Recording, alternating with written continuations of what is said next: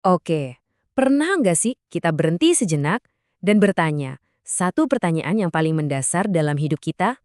Nah, di tanah Jawa ada satu frasa yang indah banget buat merangkum pertanyaan itu. Sangkan paraning dumadi. Ini tuh intinya adalah sebuah pencarian untuk paham. Kita ini asalnya dari mana sih? Dan nanti tujuan akhir kita itu kemana? Dan ini kan bukan cuma pertanyaan orang Jawa ya. Ini pertanyaan universal. Pertanyaan yang kayaknya ada di dalam hati setiap manusia. Dari mana sebetulnya kita datang? Dan perjalanan ini semua akan berakhir di mana? Yang menarik adalah pertanyaan super kuno ini justru relevan banget sama masalah kita di zaman modern. Di tengah dunia yang serba materialistis, serba sibuk, banyak banget dari kita yang merasa ada sesuatu yang kosong kan? Sebuah keterasingan jiwa, semacam kepribadian terbelah, di mana kita ngerasa terputus dari diri kita yang paling dalam. Nah, disinilah jalan spiritual sufisme atau tasawuf itu masuk. Ia hadir bukan cuma buat ngasih jawaban, tapi lebih dari itu, ia menawarkan sebuah peta.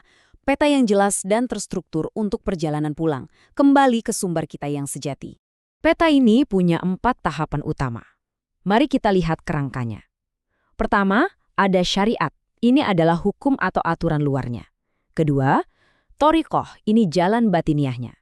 Ketiga, hakikat atau kebenaran intinya. Dan puncaknya, yang keempat adalah ma'rifat atau pengenalan secara langsung. Biar kita gampang ngebayanginnya, kita pakai aja sebuah analogi klasik yang keren banget dari ulama besar Imam Nawawi Al-Bantani. Bayangin, kita lagi ada dalam sebuah perjalanan di lautan untuk menemukan mutiara yang harganya tak ternilai. Oke, tahap pertama, syariat. Dalam analogi ini, syariat itu adalah perahunya. Ini adalah semua aturan dan hukum agama yang kelihatan dari luar. Fungsinya apa? Ya, sebagai kendaraan yang kokoh dan aman buat kita memulai pelayaran. Tanpa perahu ini, ya kita bakal tenggelam. Simpel. Selanjutnya, ada thoriqoh.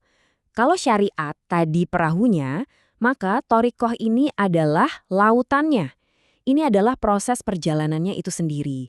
Tindakan kita berlayar, mendayung, lewat amalan-amalan batin, zikir, mencari bimbingan. Inilah proses kita mengarungi samudera jiwa yang luas. Terus, apa yang kita cari di dasar lautan itu? Nah, ini dia tujuannya. Hakikat. Sang mutiara. Inilah kebenaran sejati, inti dari segalanya. Harta karun yang cuma bisa kita temukan kalau kita berani menyelam ke kedalaman samudera. Jadi, kita bisa lihat ya, fokus setiap tahap itu beda. Syariat itu fokusnya nyempurnain yang kelihatan di luar, yang lahiriah. Sementara thoriqoh itu fokusnya nyempurnain yang di dalam, yang batiniah. Nah, hakikat itulah kebenaran yang nanti menghiasi roh kita yang udah bersih. Dan akhirnya, kita sampai di marifat. Ini bukan lagi sekedar tahap keempat, tapi ini adalah tujuan akhirnya. Marifat itu sebuah kondisi di mana kita kenal langsung sama Tuhan. Bukan lagi tahu dari katanya, tapi mengalami langsung. Dan ini hanya terjadi ketika cermin hagi kita udah dibersihin sampai kinclong. Tapi gimana sih ciri-cirinya orang yang udah sampai di level makrifat? Kedengarannya kan abstrak banget ya. Ternyata ada tanda-tandanya yang nyata.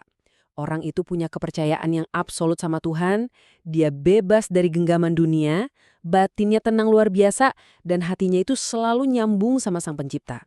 Nah, soal bebas dari dunia ini, ada kutipan keren banget dari Imam Ahmad bin Hambal.